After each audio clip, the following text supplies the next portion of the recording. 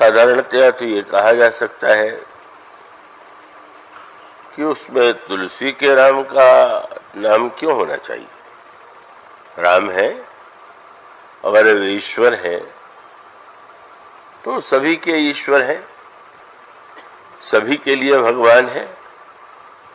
उसमें यह कहना कि तुलसी के राम, यह तो उसे सीमित बना देना। पर आप यदि गहराई से विचार करके देखें तो सचमुच यह शब्द बड़ा सार्थक है। अब एक शब्द भगवान श्री राम के विषय में बड़ा प्रचलित है, वो विशेषण, और वह विशेषण है कि श्री राम मर्यादा पुरुषोत्तम। गोस्वामी जी ने अपने ग्रंथों में इस शब्द का उपयोग नहीं किया है। भगवान श्री राम के चरित्र में मर्यादा का वर्णन तो अनेक प्रसंगों में वे करते हैं, पर यह उपाधि आपको उनके इस ग्रंथ में नहीं मिलेगी। लगता यह है कि यह उपाधि महर्षि वाल्मीकि के श्री राम के लिए जितनी उपयुक्त है, तुलसी के श्री राम के लिए नहीं। अब आप कह सकते हैं कि वाल्मीकि के श्री राम और तुलसीदास के राम क्या भिन्न है, अथवा क्या एक ही व्यक्ति को अलग अलग उपाधि दे करके इस तरह से भिन्नता दिखाई जा सकती है। तो उसका एक व्यवहारिक दृष्टांत तो यह है कि हाँ, व्यवहारिक जगत में भी यह भिन्नता दिखाई देती है। एक न्यायाधीश को ले ले, हमारे न्यायाधीश सम्मान्य श्री उपस्थित हैं आज प्रेम शंकर जी। तो अब मान लीजिए उनके लिए स्नेह से एक शब्द का प्रयोग यहाँ या न्यायालय में एक वाक्य और सम्मान के लिए उनके लिए कहा जाता रहा होगा। वहां जो व्यक्ति जाते हैं, अब आप यहां जब उन्हें देखेंगे तो ये तो नहीं कहेंगे कि ये बड़े योग्य न्यायाधीश हैं। यहां तो उन्हें देख करके आपको यही आपके मुंह से निकल सकता है कि भगवत कथा के बड़े प्रेमी हैं, रामायण के अनुरागी। और न्यायालय में जो वकील या विधिवेत्ता और दोनों पक्ष जाते होंगे, उनके सामने यही रहा होगा कि इस न्यायाधीश का न्याय का ज्ञान कैसा है। न्यायाधीशों में भी भिन्नता होती है, कुछ कठोर दंड के पक्षधर होते हैं, कुछ नहीं होते। तो कुछ को लग सकता है कि ये तो बड़े कठोर न्यायाधीश है। यह जो एक ही न्यायाधीश के अनेक परिचय हैं भौतिक जगत में, उसमें भिन्नता आपको दिखाई देती है। पर जब न्यायाधीश अपने घर में जाता है तो बालक से यदि पूछा जाए तो वह तो कितने विधि विशेषज्ञ हैं, कितने न्यायपरायण हैं, इनका कोई वर्णन नहीं करेगा। उसकी दृष्टि में वो पिता है और पिता के नाते जितना उसे स्नेह देते हैं, प्यार देते हैं, वह तो उसके स्वभाव से परिचित है, प्रभाव से नहीं। न्यायालय में उसका प्रभाव है और घर में उसका स्वभाव है। अब अगर घर में भी प्रभाव आवे तो झगड़ा शुरू हो जाएगा। का घर में तो स्वभाव की आवश्यकता है और न्यायालय में प्रभाव की आवश्यकता है। तो व्यक्ति के संदर्भ में भी जिससे जिसका संबंध है, उसने उसको जिस रूप में देखा है और उसका जो गुण उसे सबसे अधिक प्रिय लगता है, को उसी का उल्लेख करेगा। उसमें कोई विरोधाभास नहीं है। अपने स्थान पर वो सभी जो विशेषण हैं तो वो यथार्थ ही। तो अब इस दृष्टि से का महर्षि वाल्मीकि को श्री राम में जो मर्यादा दिखाई देती है और गोस्वामी जी को अपने श्री राम में मर्यादा के स्थान पर कृपालुता का पक्ष प्रबल दिखाई देता है, करुणा का पक्ष प्रबल दिखाई देता है। और इसीलिए ये जो पंक्तियां आपके सामने पढ़ी गई उसमें बार बार एक शब्द का प्रयोग किया गया भगवान के संबंध में कि रघुपति कृपा जथा मति गावा, मैं यह पावन चरित सुहावा। भगवान की कृपा से मैंने जथा मति जो है ये प्रभु का चरित्र सुनाया। और अभी जो आपके सामने नित्य छंद पढ़ा जाता है उसमें भी वही सुंदर सुजान कृपा निधान अनाथ परकर प्रीति, जो भगवान कितने कृपालु हैं, कितने कृपा है। और वहीं पर वे कहते हैं जाकी कृपा लवलेशते मतिमंद तुलसीदास हूँ, पायो परम विश्राम राम समान प्रभु नहीं को। तो जब वो बार बार कृपा शब्द का प्रयोग करते हैं तो स्पष्ट है गोस्वामी जी को श्री राम के मर्यादा पुरुषोत्तम से उनका कोई नाता नहीं। होंगे अन्यों की दृष्टि में जब वे वर्णन करेंगे तो उसका भी उल्लेख करेंगे, लेकिन जिन राम की वे आराधना करते हैं, पूजा करते हैं, जिन श्री राम के प्रति उनकी अनुरागमयी धारणा है, वह मर्यादा पुरुषोत्तम नहीं है। उल्टा अर्थ कृपा करके नहीं लीजिएगा तो मर्यादा पुरुषोत्तम नहीं है तो श्रृंखल है। कभी कभी ऐसे भी विकट श्रोता मिल जाते हैं कि वो ये कहने लगे कि उन्होंने तो कह दिया श्री राम में मर्यादा ही नहीं।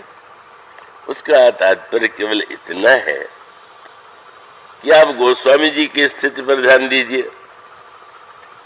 महर्षि वाल्मीकि प्राचेतस के पुत्र हैं, ब्रह्म वाल्मीकि में ब्रह्म समाना, तो महर्षि वाल्मीकि को अगर श्री राम मर्यादा पुरुषोत्तम के रूप में दिखाई दे तो बड़ा स्वाभाविक है। किंतु गोस्वामी जी ने अपनी जिस स्थिति का वर्णन किया है, अपनी बाल्यावस्था और उस बाल्यावस्था के साथ जो उन्हें कष्ट पीड़ा अपमान झेलना पड़ा, जिस तरह से वे तिरस्कृत हुए और जिनके हृदय में अत्यंत दीनता आ गई, क्या वे श्री गोस्वामी जी को मर्यादा पुरुषोत्तम अपनी ओर आकृष्ट कर सकते थे? तो संभव ही नहीं था, क्योंकि मर्यादा पुरुषोत्तमता के गीत तो वही गा सकता है कि जिसके जीवन में स्वयं मर्यादा हो। आप में मर्यादा न हो और आप भगवान से कहें आप तो बड़े मर्यादा पुरुषोत्तम हैं, जो भूल बाली ने कर दिया था। बाली इसी चक्कर में तो बुरी तरह परास्त हुआ। जब बाली के ऊपर प्रभु ने बाण का प्रहार किया और बाली गिर पड़ा तो प्रभु जानबूझ करके उसके सामने आ गए। वे बाली को अवसर देना चाहते थे, पर उस अवसर का उपयोग करते हुए बाली ने भगवान के लिए उस शब्द का प्रयोग नहीं किया जिस शब्द का प्रयोग वो अंत में करता है, बल्कि वो एक अपना बड़ा ज्ञान प्रदर्शित करने के लिए भगवान श्री राम खड़े हैं तो उन पर आरोप लगाता है। वो समझने का परा विकल मई सर के लागे, पुन उठ बैठ देख प्रभु आगे, शाम गात सर जटा बनाए, अरुण नयन सर चाप चढ़ाए। और उसने कहा, भगवान से पहला प्रश्न किया, मैं बैरी सुग्रीव प्यारा, कारण कौन नाथ मही मारा। भगवान से कृपा की याचना नहीं है, क्षमा नहीं है। भगवान से पर आरोप है कि आप यदि ईश्वर हैं, ब्रह्म है, तो ईश्वर सबके प्रति सम होता है। आपने सुग्रीव का पक्ष लेकर के मेरा वध किया, ये घातक न्यायोचित है, एक आरोप लग गया। और उसके बाद दूसरा आरोप लगा करके तो उसने अपने लिए बड़ी विपत्ति मोल ली। भगवान श्री राम सुन रहे हैं, उसको लगा कि अब एक आरोप और लगा दे, और तुरंत कहा, धर्म हेतु अवतरे गोसाई, मारे वो मोह व्याध की नाई। आप धर्म की रक्षा के लिए आए, बस कानूनी चक्कर में फंस गया। दुहाई कानून की दे दिया है। कानून की दुहाई देने पर तो आपको सिद्ध करना पड़ेगा कि आपका काम कानूनी है। आप दुहाई कानून की दें और उसके बाद आपका काम स्वयं कानून के, न्याय के जो विधान है उसके प्रतिकूल है, तो आपने स्वयं अपने लिए विपत्ति मोल ले लिया। तो भगवान श्री राम पर ये दो आरोप लगा करके बाली को डांट सुननी पड़ी। भगवान श्री राम ने जो उसको उत्तर दिया, भगवान ने पहले आरोप का उत्तर इस रूप में दिया, मानो संकेत यह था, तुम क्या मुझे मानते हो, तुम किस रूप में मुझे देखते हो। और ये तो बड़े महत्व की बात है। अगर ईश्वर में अनंत गुण है तो अनंत गुण में आप किस गुण की पूजा करते हैं, किस गुण की आवश्यकता आप अपने लिए अनुभव करते हैं, चाहते हैं, ये तो आप पर निर्भर है। तो बाली ने भगवान के सामने ऐसी स्थिति उत्पन्न किया कि भगवान ने ये कहा कि तुम जब ये कहते हो कि मैं धर्म की रक्षा के लिए आया हुआ हूं, तो भगवान कहते अच्छा ये बताओ कि अगर मेरा धर्म की रक्षा के लिए अवतार हुआ है और अगर कोई अधर्म करे तो उसे दंड देना चाहिए कि नहीं। और भगवान ने तुरंत बता दिया, तुम कहते हो मैं धर्म रक्षा के लिए आया, और अनुज बधु भगिनी सुत नारी, सुन कसठ कन्या सम ए चारी, इन्हीं कुदृष्टि बेलो कई जोई, ताही बधे कुछ पाप न होई। तुमने धर्म का नाम लिया तो तुम्हारा आचरण धर्म के विरुद्ध है, इसलिए तो मैंने नियम का ही पालन किया। मैं दंड न देता तो तुम जो मुझे गुण विशेषण बता रहे हो, अगर मैं धर्म के लिए आया और कोई अधर्म करे उसको दंड दूं तो ये तो बहुत बड़ा हमारे लिए एक आरोप हो जाएगा। भगवान ने कहा, तुम जब ये कहते हो कि मैंने व्याध की तरह छिप करके मारा, तो तुम्हारा क्या उद्देश्य? तुम ये बताना चाहते हो कि मैं वहां पर हूं, ये बात तुम्हें पता नहीं थी। छिपने का अर्थ क्या? छिपने का अर्थ है कि आप ऐसे छिप गए कि किसी ने आपको देखा ही नहीं। और मान लीजिए सभा लगी हुई है और इतनी भीड़ में कोई व्यक्ति आ करके इस चौकी के नीचे जाने लगे, तो छिपने जा रहा है कि दिखाने जा रहा है?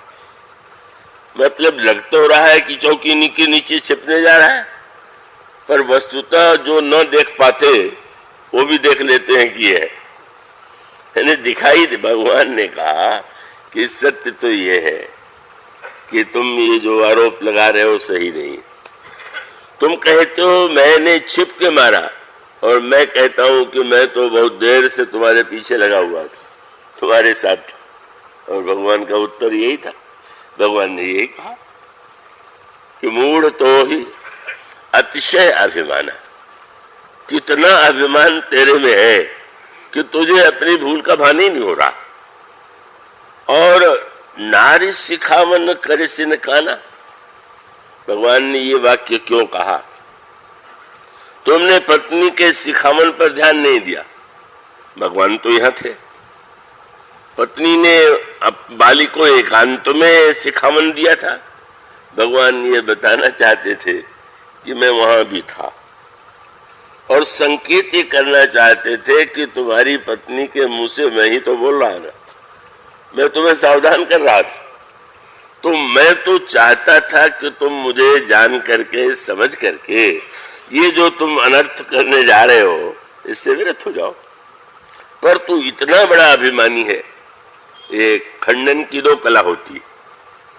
अभिमानी व्यक्तियों में भी कुछ अधिक कलाकार होते हैं। तो एक खंडन की कला तो यह है कि आप किसी की बात को काट दीजिए। शास्त्रार्थ में पंडित लोग करेंगे, करते हैं, आपने ये कहा यह शुद्ध है, चलिए। और एक बहुत कलात्मक अभिमान तब होता है कि सामने वाले की बात एक भी नहीं काटी गई, पर उससे भी ऊंची बात कह दी गई, तो अपने आप उस सामने वाले की व्यक्ति में कहा।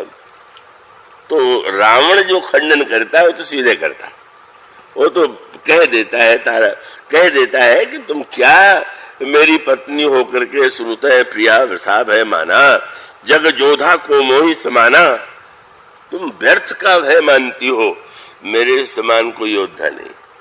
लेकिन बाल से जब तारा ने श्री राम के बल का वर्णन किया तो रावण की तरह उसने ये नहीं कहा कि मैं उनसे बलवान, बल्कि और ऊंची बात कह दिया। बाली ने कहा वो तो बड़े बलवान हैं, सुनुपति जिन्हें मिले वो सुग्रीवा, ते दो बंधु तेज बल शिवा, कौशलेश सुत लक्ष्मण रामा, कालहु जीत सकई संग्रामा। बाली हंसने लगा, अच्छा तो तुम सही नहीं जानती हो। क्यों? तुम तो ऐसे कह रहे हो कि जैसे वो बड़े बलवान मनुष्य है, वो तो मनुष्य है ही नहीं, मानो तुम मुझसे कम जानती हो। ये सिद्ध करने ही तो लक्ष्य हुआ। मैं जितना जानता हूं तुम नहीं जानती हो। जानने का फल क्या है? जानने का फल सामने आ गया। उसने कहा देखो वो तो ब्रह्म है, ईश्वर में तो समत्व होता है। यही सारे शास्त्रों में कहा गया है कि समोहम सर्वभूतेषु, अथवा रामायण में भी यही कहा गया कि यद्यपि शमने रागनरोसु। तो ईश्वर तो सम है, वो सुग्रीव में और मुझ में कैसे भेद करेगा? प्रत्यक्ष भेद दिखाई दे रहा है। मित्रता का समाचार मिल चुका है, सुग्रीव गर्जना कर रहा है, पर वो कहता है कि ना वो कभी भी विषम नहीं हो सकता। लेकिन वहां भी स्थिर नहीं रहा, तारातर कर सकती है कि अब कैसे कर सकते? उन्होंने मित्रता की है, वो आए हुए हैं। ऐसी स्थिति में सुना है कि उन्होंने प्रतिज्ञा भी की है, तो तुरंत उसने पहले ज्ञान की सबसे ऊंची बात कह दिया, फिर भक्ति की और ऊंची बात कह दिया। कहा बाल सुनो भीरु प्रिय समदर्शी रघुनाथ, और जो कदाचि मुहि मारे। ठीक है, मान लिया। तो तोपन हो सनाथ। अरे ईश्वर के हाथ से मरने से बढ़ करके बढ़िया बात क्या होगी? अब आप सोचें, दोनों बातें ज्ञान और भक्ति की सर्वोच्च भाषा है। पर गोस्वामी जी से किसी ने कहा, गोस्वामी जी जब किसी पर प्रसन्न होते हैं तो कवि के रूप में बढ़िया उपाधि दे देते हैं। अब एक दिन जब जनकपुर में इंद्र ने भगवान को देखा तो तुलसीदास जी ने लिख दिया, राम ही चितव सुरेश सुजाना। सुजान इंद्र ने श्री राम को देखा। किसी ने कहा महाराज आप तो इंद्र की बहुत निंदा किया करते थे, आज कह रहे राम ही चितव सुरेश सुजाना, तो तुरंत धीरे से एक शब्द जोड़ दिया, आज पुरंदर समको नहीं। आज के लिए उपाधि दे रहा हूं, कल की बात में नहीं करती। कितने कवि की बोलने की कला, एक आज शब्द के द्वारा उन्होंने बहुत बड़ी बात कह दिया। तो लगा कि बाली ने इतनी ऊंची बात कही है, तो चलिए अब तो कोई उपाधि दे दीजिए। आपको क्या लगता है ये ज्ञानी है कि भक्त है? गोस्वामी जी ने कहा न ज्ञानी है न भक्त है। तब क्या है? अस कही चला महाअभिमानी। और इसका अर्थ ये कि केवल अभिमान और पांडित्य के प्रदर्शन के लिए उसने ज्ञान और भक्ति की ऊंची ऊंची बात कर दिया। पर ज्ञान के का अगर जीवन में प्रभाव होता और यह कोई समझ ले कि ईश्वर समत्व है, ईश्वर का लक्षण समत्व है, तो स्वयं अपने जीवन में समत्व लाने की चेष्टा करेगा। हम उस ब्रह्म के अंश हैं या ब्रह्म से एकत्व है, तो हमारे जीवन में समत्व आना चाहिए। और अगर हम ये मानते हैं कि वो साक्षात भगवान है, तो भगवान होने के बाद मारने की बात क्यों? हमारे बड़े प्रिय हैं, कल उन्होंने प्रश्न किया। प्रश्न ये था कि भगवान से अनेक भाव, तो अनेक भाव में वर्णन आता है कि शत्रुता से जो स्मरण है उससे भगवान और शीघ्रता से प्रसन्न हो जाते। तो मैंने कहा शत्रुता सिद्धांत नहीं। क्यों? शत्रुता का भाव क्या आप बना सकेंगे क्या? इसका अर्थ है शत्रुता तो द्वेष से हृदय में किसी किसी को होती। तो आप ये पढ़ करके कि रावण को भगवान ने गति दे दिया, रावण बन नहीं सकता, उस बात को तो भूल ही जाइए। रावण को गति दे देते हैं, ये उनकी कृपा है, लेकिन व्यक्ति वह नहीं बन सकता। तो इसका अर्थ ये हुआ कि भगवान मारेंगे, इसमें कृपा है। ये क्या बात हुआ? अगर भगवान है तो मारेंगे क्यों? शरण में चले जाओ, शरण में चले जाओ। लेकिन मानो यही है, हर बात को वो ऐसा रूप दे देता है जो कदाचि मुझे मारेगी। मानो पहले से ही दोनों विरोधी बातों के द्वारा अहंकार की समर्थन है, मारे क्यों? अगर भगवान को हम भगवान के रूप में जान गए और हमारे हृदय में विद्वेष नहीं है, तो ये भावना नहीं आनी चाहिए। यही उसका मानो, इसीलिए गोस्वामी जी ने कहा, मैंने ज्ञानी वानी कुछ नहीं, भक्त नहीं। भगवान ने कहा सच बात तो यही है कि मूल तो यतिशय अभिमाना। मैं तो चाहता था कि समझ करके तू रुक जाए और तेरे ऊपर बाण का प्रहार न करना पड़े, लेकिन तू इतना अभिमानी था कि पत्नी की बात को तूने और ऊंचे उड़ान से काट दिया। और साथ साथ और अगला वाक्य कह दिया, तुम तो अच्छी तरह से जानते थे मैं वृक्ष के नीचे खड़ा हो गया तो छिप थोड़ी गया। मम भुज बल आश्रित ते जानी। तुम जानते थे मैंने तुम्हारा और बाल सुग्रीव का युद्ध हुआ। तुम कहते हो कि मैं सम हूं, तो मैंने कहा चलो कहा है इसने तो थोड़ी देर के लिए समय ही बन जाए। और वो तुम दोनों लड़े और मैंने तुम पर प्रहार नहीं किया, और प्रहार नहीं किया, सुग्रीव डर के मारे आ गया। तो तुम्हें लौट जाना चाहिए था कि डर के मारे भाग गया, लेकिन तुम खड़े क्यों रह गए? उनका तेरा अभिमान इतना बढ़ गया कि पहले तो ये मानता था कि मैं भगवान हूं, पर एक ही मुक्के से जब सुग्रीव भागा तो तुझे लगने लगा कि अरे आया था बड़ा राम का बल लेकर के, एक ही मुक्के में भाग गया, कुछ नहीं बल है राम में, देखो वो क्या कर लेते। तभी तू रुका रह गया। इसलिए तेरा ये कहना कि मैं छिप गया, मैं नहीं छिप गया, तू देखना चाहता ही नहीं था। इसलिए शब्द तुम्हारे मन में कहीं न कहीं से आ गया कि अरे सुग्रीव क्या, ये राम भी कुछ नहीं, देखे तो बल भेजा था, क्या हो गया? भगवान ने कहा इसीलिए अब अभिमान और अधम अभिमान, अभिमान के कारण तूने पत्नी की बात नहीं सुनी, और इतना अभिमान तेरा बढ़ गया कि तुझे मेरे प्रति भी जो भाषण में कहा था कोई आस्था नहीं रहेगी। इस पर तुम्हें दंड भोगना पड़ा। तो इसका अर्थ है कि अगर आप भगवान से कानूनी लड़ाई लड़ेंगे तो आपको दिखाना पड़ेगा कि आपके जीवन में कानून के विरुद्ध कुछ नहीं है। एक क्षण के लिए भी आज आपका आचरण जो धर्मशास्त्र है, जो शास्त्रीय मर्यादा है, उसके विरुद्ध नहीं है। और उसके साथ आप ये कह सकते हैं कि मेरा ये कार्य मर्यादा युक्त है, आप मर्यादा पुरुषोत्तम है, अब इसे स्वीकार कीजिए। तो मानो गोस्वामी जी ने श्री राम को मर्यादा पुरुषोत्तम की उपाधि क्यों नहीं दिया? उन्होंने कहा मुझ में कोई मर्यादा होती तो मैं मर्यादा पुरुषोत्तम बनाता। अब मेरे जीवन में तो केवल दीनता, भिक्षा, अभाव, तिरस्कार और पीड़ा ही नहीं, तो मुझे तो केवल कृपा की आवश्यकता हो सकती है, मर्यादा की नहीं। इसलिए बार बार वे दुआई श्री राम के मर्यादा पुरुषोत्तमता की नहीं देते हैं, वो तो कृपा की देते हैं। कई एक व्यक्ति जो अपनी विशेषता के कारण नहीं, कष्ट में है, पीड़ा में है, अभाव में है, संकट में है, और निवेदन करता है कि हाँ मुझ में तो कुछ नहीं है, आप यदि कृपा करके चाहे तो आप मुझे कुछ दे दें। तो गोस्वामी जी के राम और वाल्मीकि के राम का ये अंतर तो स्पष्ट है।